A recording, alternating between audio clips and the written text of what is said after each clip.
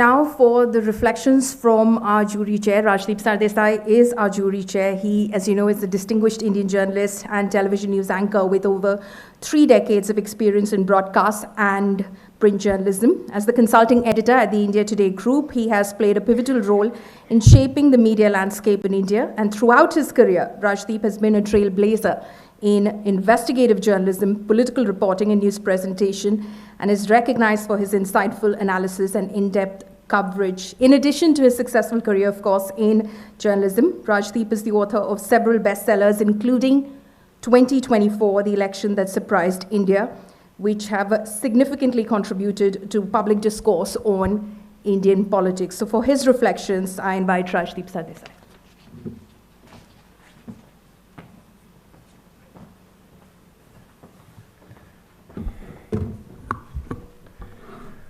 Thank you, Paulomi.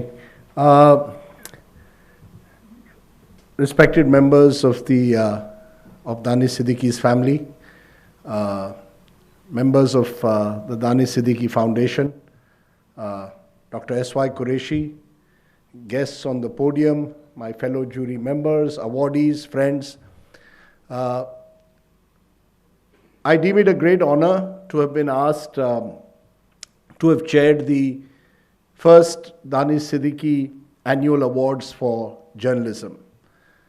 I recall when young Omar rang me up a few months ago, then came home, I simply could not say no. I said instantly yes. It's not something I do instantly, but it was just the fact that I think Danish Siddiqui represented something very special and unique in Indian journalism that meant that, as I said, it was a great honor to actually be asked to chair the jury of an award in his name.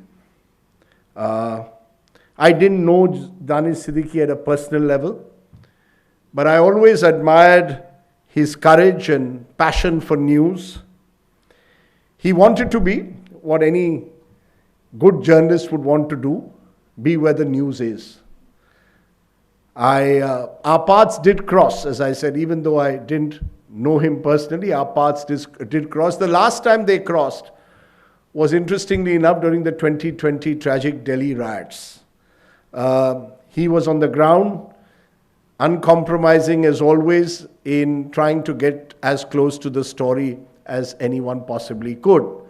And we exchanged a few pleasantries. It wasn't a very pleasant atmosphere to exchange pleasantries.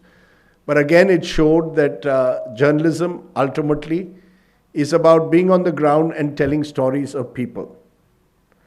Sadly, though, we live in an age where most news organizations have stopped investing in real news gathering. It's so much easier to therefore sit either in a YouTube studio or a TV studio and either pontificate or shout and scream at guests. Noise has replaced news, sense has been replaced by sensationalism, and chaos has replaced credibility. That is the unfortunate reality of the times that we live in. Unlike Dr. Qureshi, I will not blame anyone. I myself am part of this industry. I live in the belly of the beast.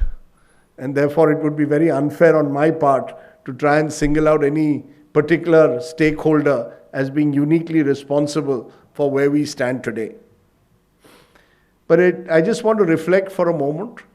I was in Jammu and Kashmir till last evening, and a colleague of mine, a former colleague of mine actually, from 25 years ago, who I met after a long time, asked me, "Sir, I believe you're turning 60 in a few weeks. Why are you so keen to come back to Jammu and Kashmir and report when you could be so easily in a TV studio?" My answer was rather simple. I am still a journalist.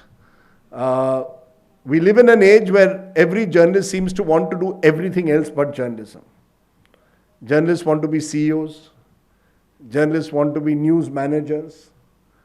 Journalists want to do everything they can possibly do, but to do what journalists were meant to do, which is to tell stories. to simply roll up your sleeves and report. Which is why I think these awards are very important.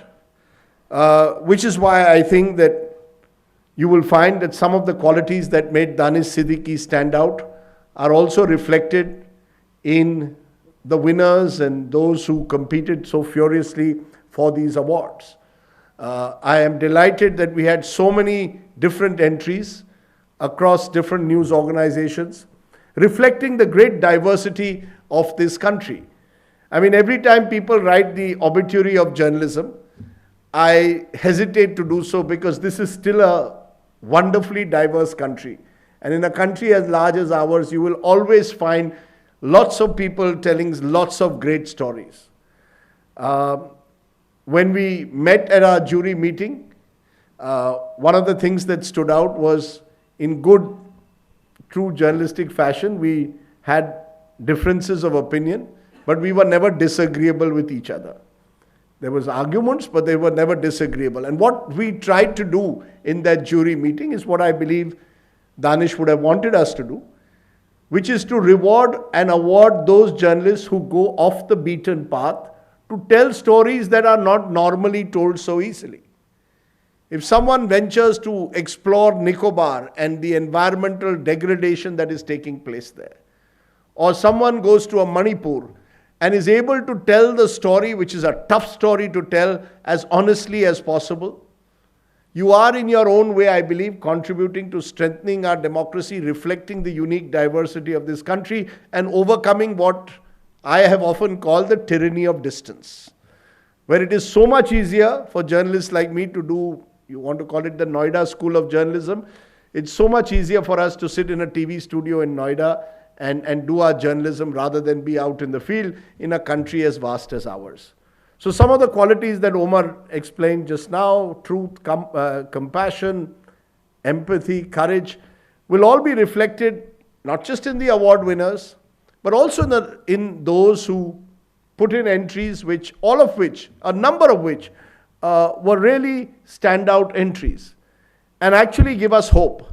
I think I came out of that jury meeting hopeful, particularly that the next generation, which is so much better technologically enabled, will do so many better stories than perhaps we did.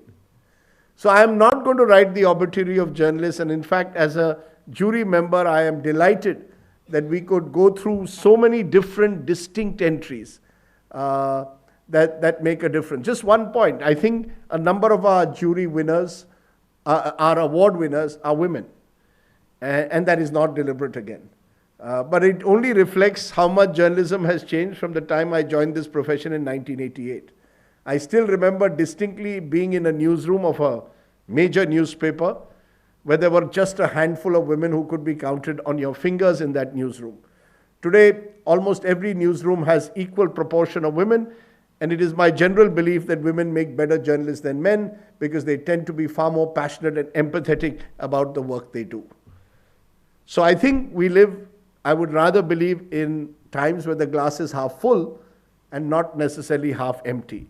And I believe, therefore, these awards reward those who reflect that spirit, that there is still hope that you can do good journalism which can be recognized and celebrated.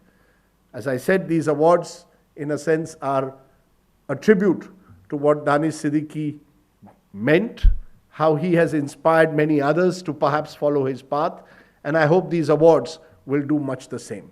Thank you very much again to Omar and the family for organizing these awards. Thank you.